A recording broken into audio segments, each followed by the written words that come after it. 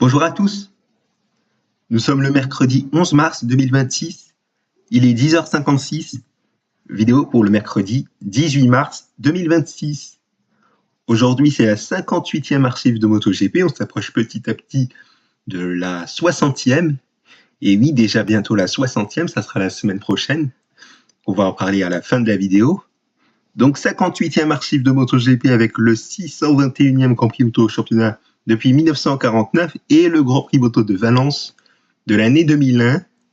C'est la dernière fois que le Grand Prix Moto de Valence aura lieu sur un mois de septembre, puisque vous le voyez, il a eu lieu du vendredi 21 septembre 2001 au dimanche 23 septembre 2001.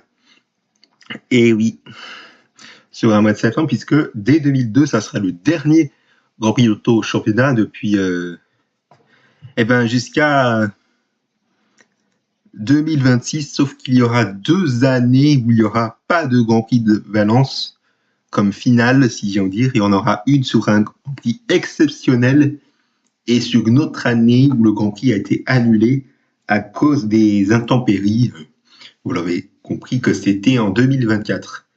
On aura bien l'occasion d'en parler, bien évidemment. Donc, voilà. Grand Prix Moto de Valence de 2001. Alors, sachez que si ça a lieu du vendredi 21 septembre 2001 au dimanche 23 septembre 2001, il faut savoir que c'était une dizaine de jours après les attentats du 11 septembre 2001 aux États-Unis, vous le savez, bien évidemment, mais également ce week-end de l'explosion de l'usine AZF à Toulouse. Alors certes, oui, pour Toulouse, ça n'a pas trop d'importance pour la MotoGP, mais pour les attentats du 11 septembre 2001, vous l'aurez compris, ça a eu de l'importance puisque la MotoGP avait demandé aux spectateurs espagnols de faire preuve de respect et que le Grand Prix moto a été maintenu malgré la menace qu'il y avait, j'en parle pas, des attentats terroristes, bien évidemment. Alors donc, on va faire la présentation des nouveaux pilotes comme d'habitude et on commence avec la catégorie 125. Comme nouveau pilote, nous n'avons que 2, vous le voyez. Il s'agit de Fabrizio Lei, un Italien, et oui, ce n'est pas une surprise. Vous le voyez qu'il a roulé sur le championnat de MotoGP de 2001 à 2008. Alors vous voyez qu'en 2001 et 2002, c'est essentiellement sur des Grands Prix qui ne sont pas chez lui, c'est-à-dire en Italie. Donc voilà. Et le deuxième nouveau pilote, il s'agit de Javier Forés, ou Xavier Forés, c'est comme vous voulez. Et vous le voyez qu'il a roulé sur le championnat de MotoGP en 2001 sur ce Grand Prix Moto de Valence. Il va faire son retour, sachez-le, sur le championnat du monde de MotoGP pas avant l'année 2010. Il va confirmer son retour, mais de façon partielle en 2011. Donc dans la catégorie intermédiaire. Après ce seul Grand Prix Moto dans la plus petite catégorie, et dans la plus grande catégorie, ça sera en 2016. Et sur un seul et unique Grand Prix, ça sera à Saint-Marin, si j'aime dire, comme vous voyez l'icône qui est le drapeau de Saint-Marin. Vous allez dire, quand bien, effectivement, c'est le cas. Et on le retrouvera également sur une catégorie spéciale qu'on va en parler aussi. Vous allez me dire que Moto E, c'est Moto I. Eh bien oui, Moto électrique. Ça, c'est une catégorie qu'on va en reparler dans longtemps, bien évidemment. Alors donc, je vais sortir ma petite feuille pour savoir et pour vous dire les wildcards et les remplaçants. Alors, attendez que je sorte mon paquet de feuilles.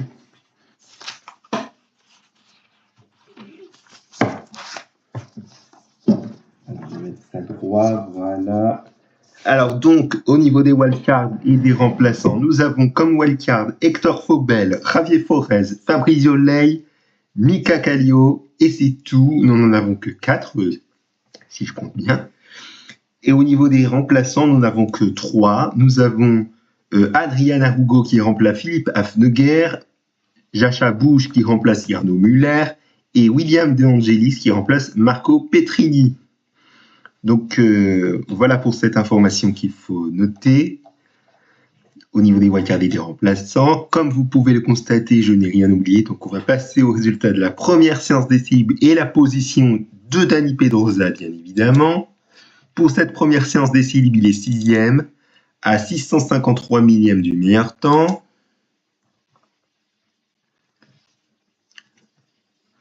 Voilà, si vous avez fait pause, on va passer au résultat de la première séance de qualification libre. Donc voici les résultats. Avec Dani Pedrosa qui est de nouveau 6e à 828 millièmes du meilleur temps.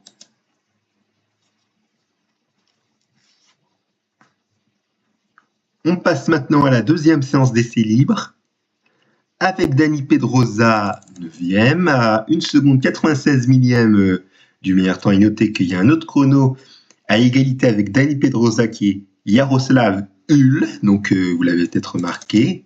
Donc voilà.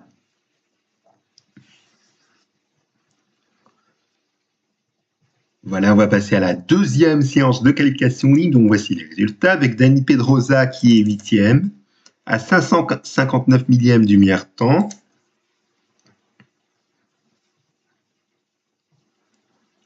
On passe maintenant au warm-up. Dani Pedrosa qui est 11e à un peu plus d'une seconde du meilleur temps, 1 seconde et 4 millièmes de Lucio Cecchiello.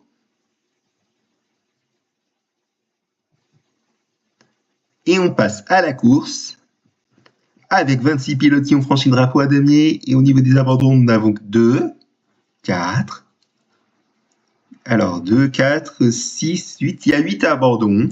Et Dani Pedrosa, il est dans les 26 pilotes qui ont franchi le drapeau à damier. Et il fait son premier podium, comme vous pouvez le constater, en finissant 3e à 263 millièmes du vainqueur, ce qui est tout à fait très intéressant. Et d'autant plus que son coéquipier, je vais arriver, voilà, qui est Tony Elias, se battait aussi pour la victoire, mais ça s'est joué pour 22 millièmes. Vous voyez que c'était une belle bagarre pour la victoire pour les 7 premiers. S'il y a 7 pilotes qui ont franchi le drapeau à damier en moins d'une seconde, on peut dire que c'était une belle bagarre. Mais bon, je vous laisse regarder le nom des 26 pilotes qui ont franchi le drapeau à damier et les 8 abandons en faisant pause, bien évidemment, comme vous en avez l'habitude. Allez, on va passer au détail des abandons que vous voyez juste ici.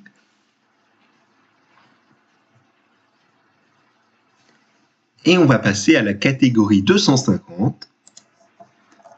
En 250, comme nouveau pilote, nous n'avons que 1. Et malheureusement, je n'ai pas d'information sur lui.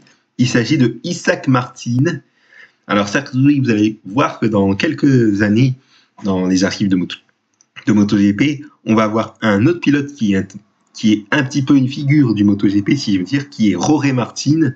Alors, vous allez me dire, est-ce qu'il fait partie de la famille de Jorge? Eh bien, ça, je ne sais pas. Je n'ai pas d'informations sur lui, malheureusement. Donc, je vous prie de m'en excuser pour la gêne occasionnée. Et donc, je n'ai rien oublié normalement. Au niveau des wildcards et des remplaçants, nous avons comme wildcard Damaso Natcher, Alvaro Molina, Isaac Martin, Michael Garcia et Gabor Rismayer. Nous n'avons que 5, vous l'auriez compris. Au niveau des remplaçants, nous n'avons que Luis Costa qui remplace Julien Allemand, Taro Sekiguchi qui remplace Diego Diogo Vaz, et c'est tout. Donc voilà, et juste avant de vous montrer les résultats de la première séance des 10 000, il faut savoir que la course a été coupée en deux. Une partie où la course a été interrompue 9 tours après le départ à cause de la météo. La course a repris pour les 18 tours restants, sauf que il n'y aura pas de détail des abandons, qu'il faudra le noter. Et donc vous l'auriez compris que les résultats que vous verrez sur les deux parties de la course, que ce soit de la première partie et de la deuxième partie, seront additionnés. Ce qui fait donc que c'est pour ça que vous ne verrez pas le détail des abandons et que vous verrez, avant de passer à la catégorie 500, les résultats finaux qui ont été additionnés aux deux parties de la course sur le Wikipédia italien. Donc voilà, et je veux dire d'autant plus le nombre des abandons, puisque je ne vais pas vous dire le nombre d'abandons, puisqu'il y a une petite erreur sur la deuxième partie de la course, si je veux dire, dans le détail dans le nombre des abandons. Donc voilà, notez-le bien. J'espère que vous avez compris. Si c'est le cas, on va passer aux résultats de la première séance d'essai libre avec la position de Randy Depugnet. Comme d'habitude, il est 7e. Pour cette première séance d'essai libre, il est à 1 seconde 250 millièmes du meilleur temps.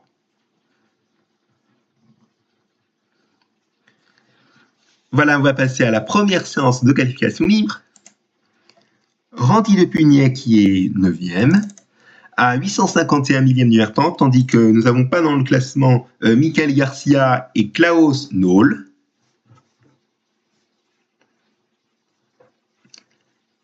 La deuxième séance d'essai libre avec Randy Depugnet qui est 9e une nouvelle fois à 795 millième du meilleur temps et nous n'avons pas de chrono pour Klaus Noll, c'est dommage.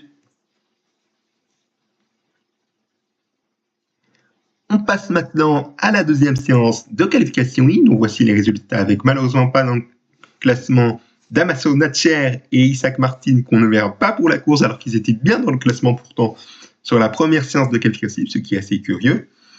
Et nous n'avons pas de chrono non plus pour Klaus Noll une nouvelle fois et Michael Garcia. Malheureusement, on ne verra pas les 4 pilotes sur la course, donc c'est dommage. Et Randy Depugnet, il est à 1 seconde 404 millième du temps en étant 14e. Voilà, on va passer au warm-up. Au warm-up, nous avons Randy Depugnet qui est 8e à 1 seconde 3 millième du temps, donc un peu plus d'1 seconde par rapport au meilleur temps, comme Dani Pedrosa en 125, vous l'auriez compris.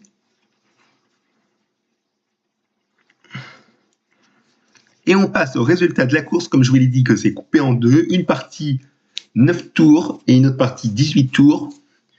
Je vous rappelle que ça a été interrompu 9 tours après le départ à cause de la météo et qu'elle a été reprise pour 18 tours, mais que je ne vous dis pas le nombre des pilotes qui ont abandonné puisqu'il y a une petite erreur sur la deuxième partie de la course. Mais bon, voici les résultats de la première partie de la course avec 28 pilotes qui sont restés sur ses roues avant le drapeau rouge. Et Randy Depugnet en fait partie en étant 10e. Il était à 11 secondes, 299 millièmes du leader.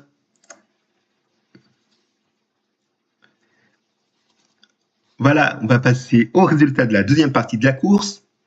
Cette fois-ci, nous avons 24 pilotes qui ont franchi le drapeau à damier. Comme je vous l'ai dit, je ne compte pas le nombre des abandons puisqu'il y a une petite erreur, puisque c'est là où il y a la petite erreur. Ils ont abandonné, vous l'avez vu, dans la première partie de la course, sauf que Gabor Rismayer, je ne sais pas s'il a abandonné dès le premier tour, dès le restart, mais ça, c'est à voir en tout cas. Tandis que Randy Depugnet, il a franchi le drapeau à damier en 15e position à 34 secondes, 974 millièmes du vainqueur. Mais vous allez me dire, est-ce qu'il va finir 15e? Eh bien, on va le voir dans le Wikipédia italien dans 5 secondes. Voilà, on va retourner au Wikipédia italien pour vous montrer les résultats finaux additionnés avec la première partie et la deuxième partie de la course. Et vous le voyez que nous avons Randy Depugnet qui finit 10e. Excusez-moi. Donc Randy Depugnet finit 10e. C'est une bonne nouvelle, à 46 secondes, 273 millièmes du vainqueur, ce qui est quand même bien. Et donc, nous avons 24 pilotes qui ont franchi le drapeau à damier. Et au niveau du nombre des abandons, nous n'avons que, je ne compte pas les 4 pilotes qui n'ont pas pris le départ pour la course compte tenu des résultats faibles ou qui ne soient pas dans le classement ou qui n'ont pas pris le départ suite à l'absence de chrono sur des séances chrono. Donc voilà. Ce qui fait qu'au nombre des abandons, nous n'avons que... Alors attendez, nous n'avons que 2, 4, 6, 7. 7 abandons. Donc voilà, je vous laisse regarder le nombre des 24 pilotes qui ont franchi le drapeau à damier. Et les 7 abandons.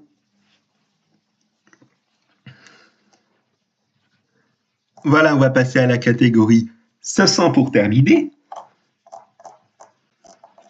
Un seul nouveau pilote, et malheureusement je n'ai pas d'information sur lui, c'est Miguel Tey. C'est d'autant plus la seule wildcard qu'il faut noter. Et au niveau des remplaçants, nous n'avons que Brandon Clark qui remplace Chris Walker et Anthony West qui remplace Marcus Payton. Donc voilà, c'est chose faite. On va passer au résultat de la première séance d'essai libre, la position de Valentino Rossi, bien évidemment. Il est meilleur temps pour cette première séance d'essai libre en faisant son chrono à 1 minute 35, 349 millièmes, ce qui est à fait bien. Voilà, on va passer au résultat de la première séance de qualification ligne. Voici les résultats. Avec Valentino Rossi, une nouvelle fois le meilleur temps, en 1:35, 434.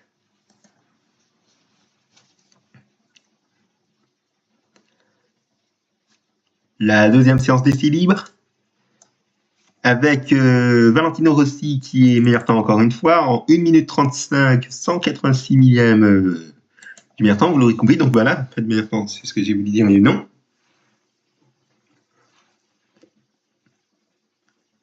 Allez, deuxième séance de qualification libre. Deuxième pour Valentino Rossi à 207 millième de son compatriote qui est Max Biaggi. Et Miguel Tay, malheureusement pas dans le classement et on ne le verra pas pour la course. Dommage alors qu'il était dans le classement sur la première séance de qualification libre. Donc c'est dommage et d'autant plus que vous l'avez vu sur les séances chrono précédentes. Il a fait peu de tours. Donc je ne sais pas si sa moto avait des problèmes techniques, mais ça je ne sais pas. Donc vraiment pas de chance pour le pilote wildcard Miguel Tay.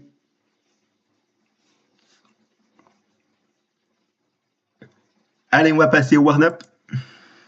Valentino Rossi retrouve le meilleur temps en 1 minute 35, 573 millième.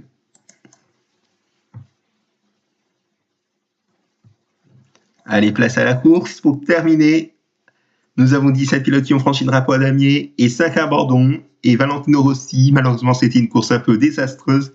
Forcément, à cause de la pluie en 250 qui a tout gâché.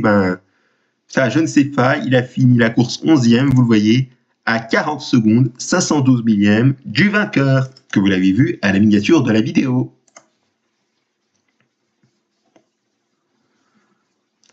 Voilà, on va passer au détail des abandons que vous voyez juste ici.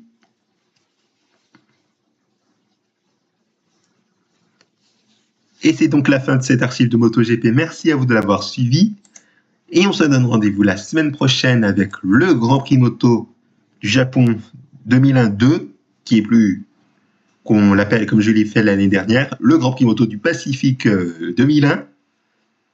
Voilà. Et mercredi prochain, pour la 60e archive de MotoGP, ça sera le Grand Prix Moto d'Australie 2001, une archive qu'il ne faudra surtout pas manquer. Donc ne la manquez surtout pas.